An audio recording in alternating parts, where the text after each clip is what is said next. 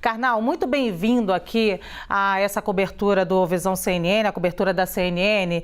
Eu queria te perguntar se é correto afirmar que não morre só a rainha, mas também uma era, inclusive de costumes.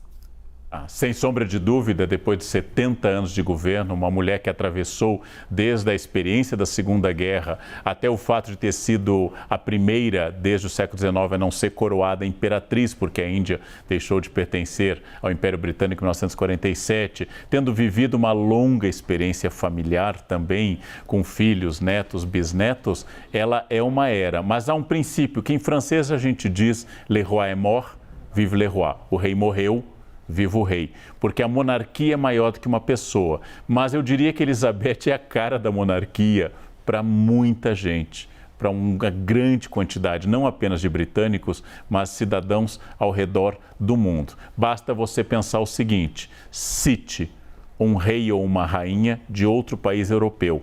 A maior parte das pessoas terá dificuldade com essa resposta, mas a rainha Elizabeth II, a rainha do Reino Unido, esta rainha vai ficar na história com certeza.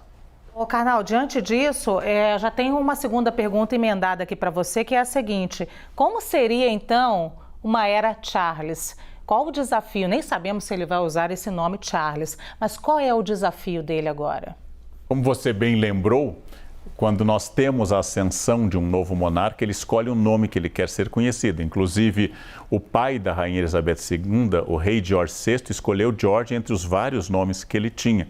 E esta é uma escolha do soberano que ele vai fazer agora. Se ele mantiver só Charles III, lembrando que Charles I foi decapitado, e Charles II é o rei também de má memória durante a grande peste de Londres e o grande incêndio de Londres também. Não é um nome de memória muito feliz, mas ele escolherá livremente, porque esta é uma decisão real. Ele vai ter dificuldade de superar duas figuras femininas carismáticas. Primeiro, a própria mãe.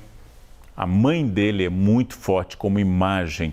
E ele também foi casado com a Lady Di, que foi muito popular, enquanto que a atual duquesa de Cornwall, a atual duquesa da Cornualha, sua esposa Camila, não é tão popular, apesar de estar hoje melhor do que estava há alguns anos. Mas tem pela frente o período de construção do seu governo, da sua simbologia. À medida que os britânicos forem se acostumando com essa imagem, eles vão fazendo essa transição.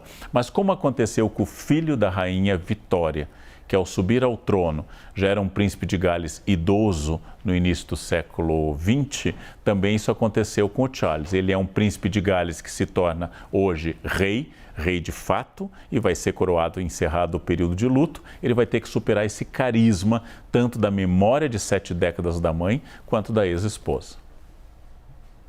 Sempre você sabe que eu poderia ficar aqui conversando com você horas e horas e horas, mas infelizmente a gente segue essa cobertura. É claro que você vai nos ajudar daqui a pouco, em outro momento. Obrigada, Karnal. É um prazer, é meu.